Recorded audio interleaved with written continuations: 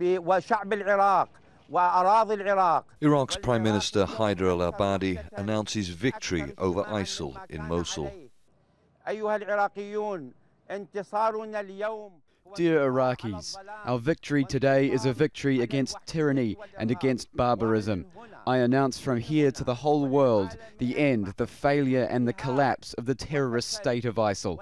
From this province of Mosul, where they first announced their state, with thanks to God we managed to achieve this victory and throw ISIL into the dustbin of history. In the hours before al-Abadi's announcement, Iraqi anti-terror units had struggled in the battle with what the military said were only a few dozen ISIL fighters defending between 50 and 100 buildings on the west bank of the Tigris River. After almost 9 months of fighting, the city has been almost completely destroyed. Bodies of ISIL fighters lie on the streets,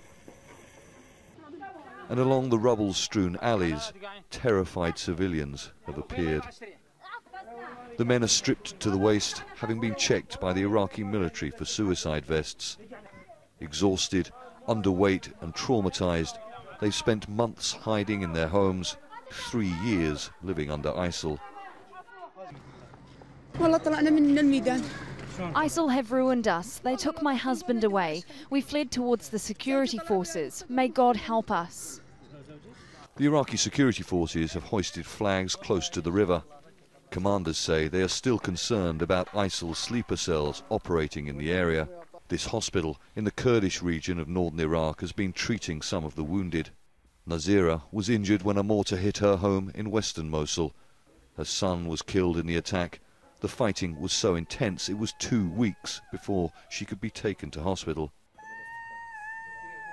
8-year-old Hoda's mother was killed by the mortar that destroyed her home.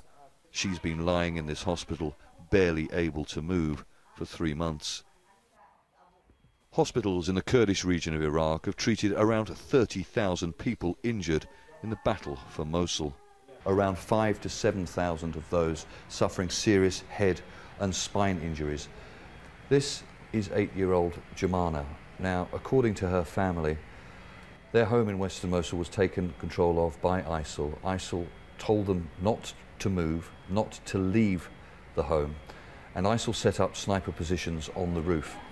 And she got her head injury as a result of an airstrike targeting her home.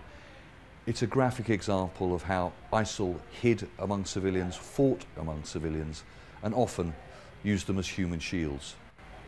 The UN says almost 1 million people were forced to flee the fighting. These are some of the last to leave the destroyed remains of what they once called home. Stratford, Al Jazeera, Erbil.